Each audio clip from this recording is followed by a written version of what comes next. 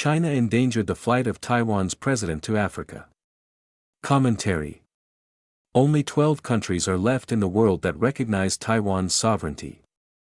Eswatini, a small country of 1.3 million people in southern Africa, is one of them.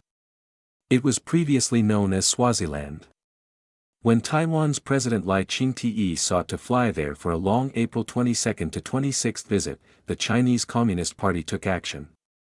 Beijing reportedly contacted Indian Ocean nations along Lai's flight path to Eswatini to demand that their already confirmed overflight permissions be cancelled. The regime in Beijing imposed intense pressure on these countries with threats of economic sanctions, including the cancellation of debt relief. In response, Seychelles, Mauritius, and Madagascar buckled and cancelled Lai's overflight approvals at the last minute. Taiwan called the cancellations a form of servitude to China. The airspace blockages forced Lai to cancel his trip to Eswatini on safety grounds. The U.S. State Department spokesman noted to Reuters on April 22 that these countries are acting at the behest of China by interfering in the safety and dignity of routine travel by Taiwan officials. The cancellation highlights servitude to China in not only Seychelles, Mauritius, and Madagascar, but also in international organizations and major G7 economies. The International Civil Aviation Organization, which is part of the United Nations system of international organizations, should protect the flight safety of elected leaders of sovereign countries like Taiwan. Yet, not only did ICAO not protect Lai, but democratic Taiwan is not allowed membership in the organization where authoritarian countries like China have a seat. The United States is the only major power that supports Taiwan's inclusion in the ICAO. This illustrates the astonishing power of Beijing's global influence and a mismatch between the executive and legislative branches of many G7 democracies, including the United Kingdom, Canada, France, Germany, and Italy. In these 5 countries, the legislatures have voted for Taiwan's admission to ICAO, but their executives have not endorsed the position.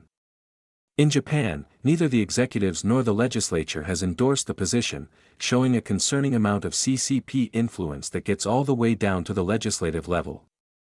That the United Kingdom was, until recently, thinking of giving the strategic Chagos Islands, including a joint U.S.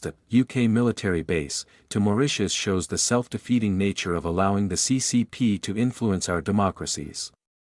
Mauritius has extensive commercial and government relations with Beijing, and has allowed approximately 6,000 of its officials to be trained in China. Many of them were likely recruited into China's intelligence services.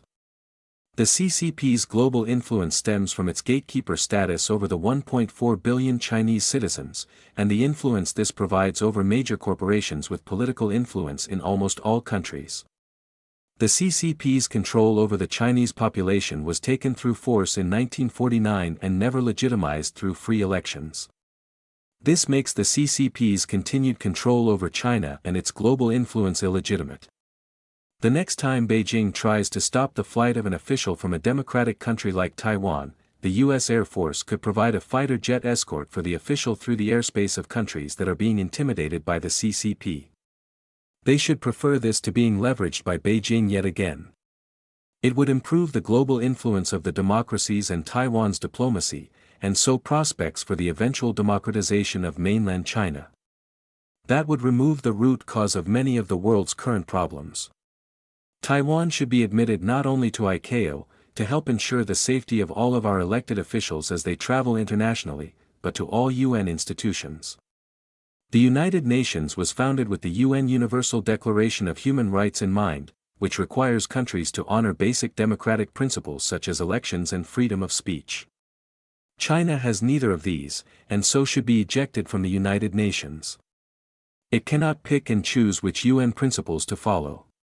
Taiwan has both elections and freedom of speech, so it should be readmitted to the United Nations and all UN organizations. Washington could address Beijing's violation of international law by canceling the visas of China's UN diplomats and recognizing Taiwan's sovereignty. The elected officials of Taiwan have far more legitimacy than the CCP dictator, and it is about time for Washington to rectify this inconsistency between American values and American action when it comes to East Asia. It may cost some trade with China, but it would be well worth the benefits for democracy and America's long-term national security.